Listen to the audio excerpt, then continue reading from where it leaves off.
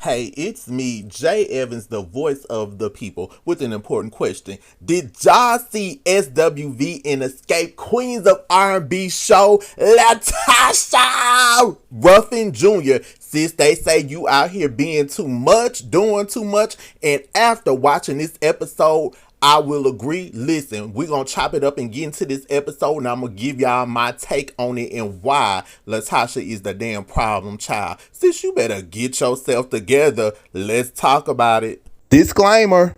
All topics in this video are alleged and allegedly, and they are strictly for entertainment purposes only.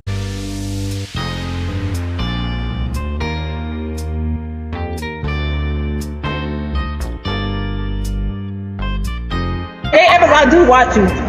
When you been doing your post about me, great job.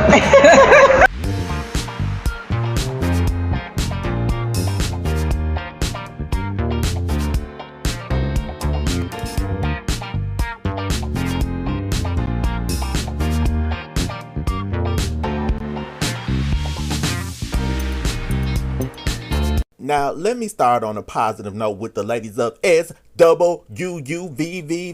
SWV has got their stuff together so far. Now, what I do like about them is Coco said this when they started talking at the meeting about them performing Xscape and not getting along. Coco said, yeah, we have our moments too where we don't get along, but we go on stage and get that bag. Sis!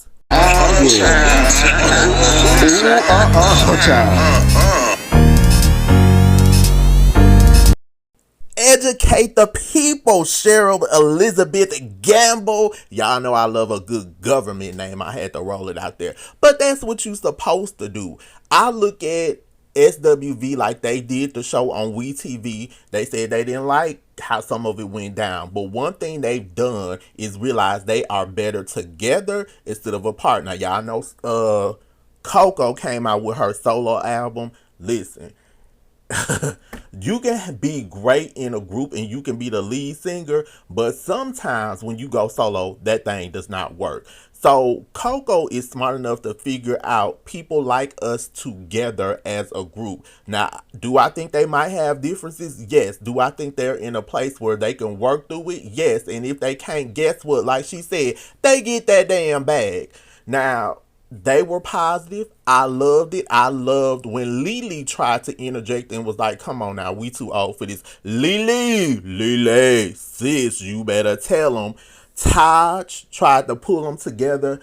I feel like SWV came from a good place. So far, I'm liking what I see and what I get from them. Now, even when they did the show with Salt and Pepper, I feel like Pep has always been cool to me. Salt... Okay, but I still like Salt and Pepper, but I felt like even with that, they put their best foot forward like they're doing with this situation. Now, let's get into the problem, child. Here we go.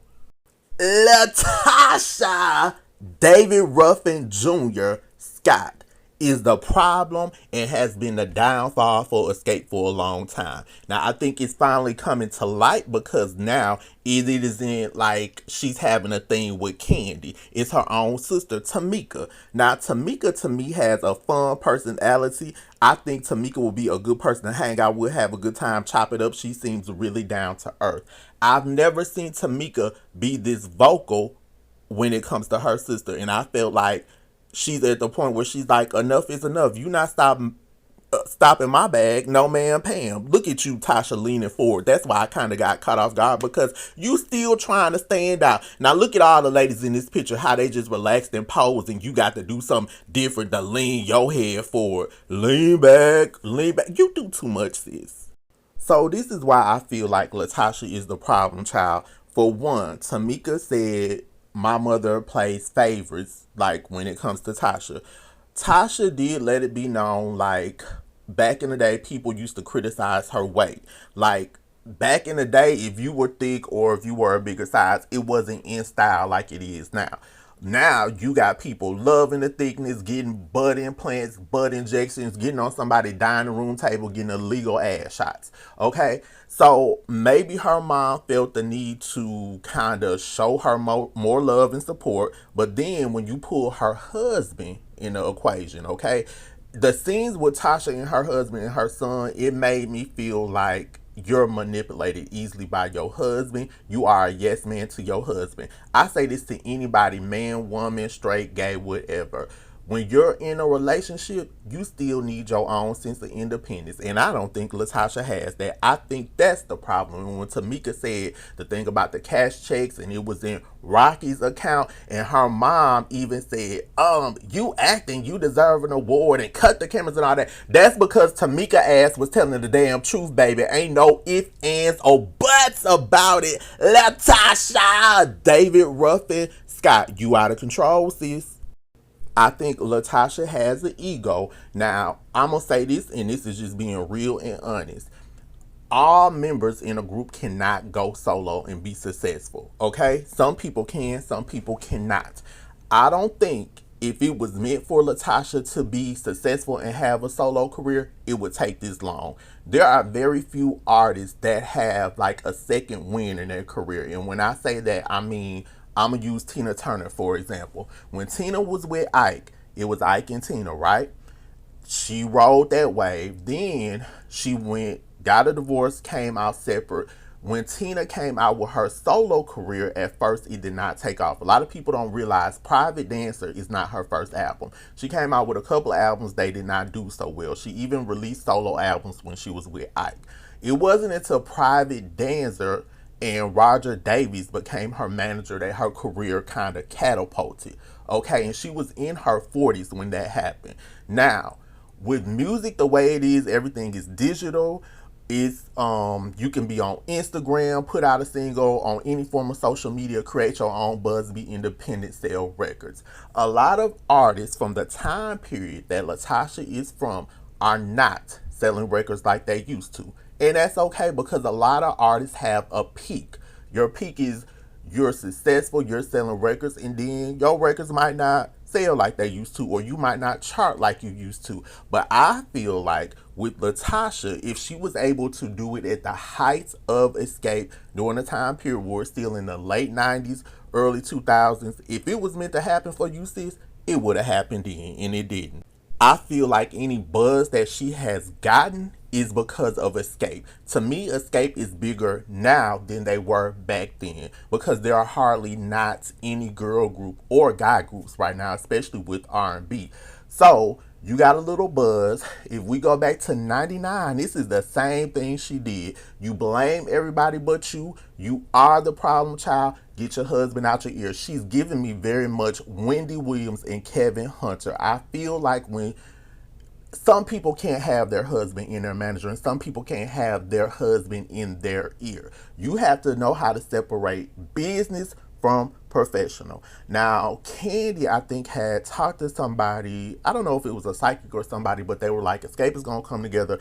It's going to be for a little while, and then she's going to go on about her business. Now, I don't know if that's true, but from the looks of LaTocha, David Ruffin, Scott, could that be true? Now, one thing I did like that they went on tour without her to show her ass. Sis, it ain't all about you. Even when Tamika was like, oh, because you was broke. Listen, you can look, not saying a house is everything, because it's not, but you can look from the way that Candy and Tiny are living to the way that LaTocha is living, is different pay levels as far as the income that they have. Now, what I do like is anybody that can still be like, okay, we can work together, we can have differences. But LaTocha makes everything about her. This is history repeating itself. You did this back in the day, you doing it again. LaTocha, if you were meant to be great, you would already be great without Xscape, baby. And clearly that has never happened, sis. So I need you to humble yourself. I need you to get yourself together and stop playing these bunny hop jackrabbit fool games. So I think it was a good first episode. I liked the ladies coming together. LaTocha, David Ruffin, Junior Scott, sis, I'm gonna need you to get it together and rearrange yourself in that diva attitude.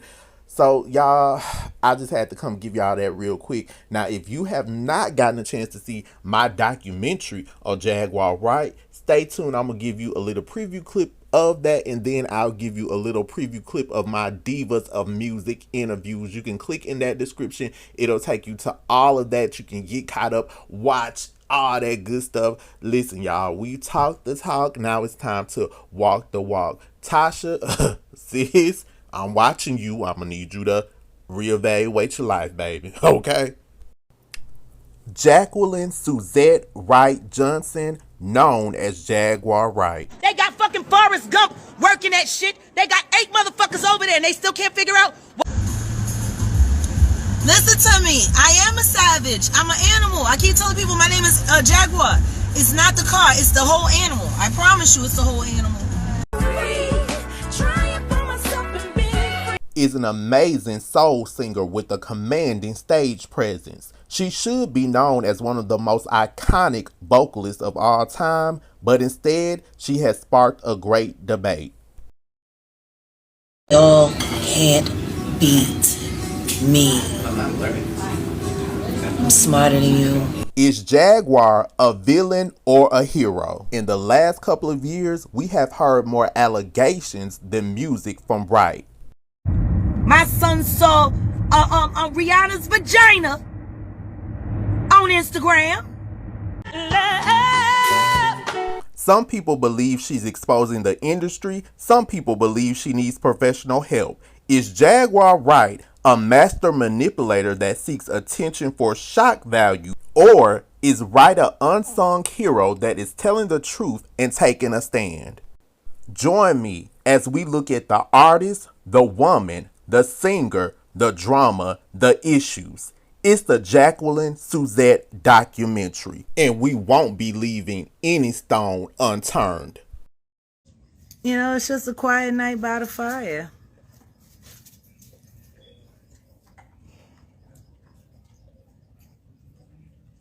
I should be on fire. And I see you don't want to be on camera. Make no mistake about it, my name is Jaguar Wright. I ain't got no problem with putting nobody on blast. Get caught up on my Divas of Music interview segment. Take a look at the legendary divas I've interviewed. Want to learn how to dance, anything, and you need somebody to be patient with you. This is who you call. Who would you want to play you in a biopic of your life story? Oh my God, I've never been asked this question. Oh my God. We're not that type of group that was put together. Okay, we put ourselves together. So therefore, that puts a different kind of seal on your relationship. Or New Edition's manager, Brooke Payne, as well. So we talk about that in the book, like what happened with our journey with Brooke Payne. You know, it was right. It was the right, you know, our approach to it was correct. But with Get Out, the content was my girlfriend needed to hear that. I needed to hear that. My auntie needed to hear that. You know, Shanika down the street needed to hear like that. That's when I was like, because every time I sang it, it was like, Thank you. You know that organ is Donny Hathaway.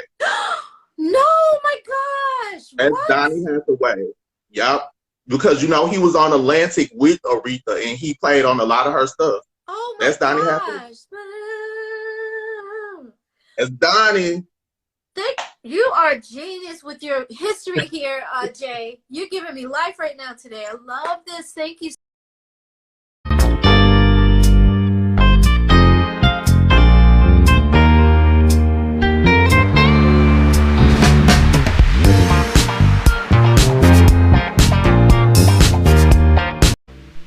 Be sure to follow me on social media. Click in this video description, the links are there, or go to the About tab on my channel, click the link buttons, they'll take you there as well. On Instagram and TikTok, I'm j.evans_official. On Facebook, I'm J Evans the blogger, and on Twitter, I'm J_Evans official. And if you need to contact me, send me an email, j.evans_official@yahoo.com, or DM me on Instagram. Come on, Monica, take us out with them white shoes you got from the hair store, sis. You better do it.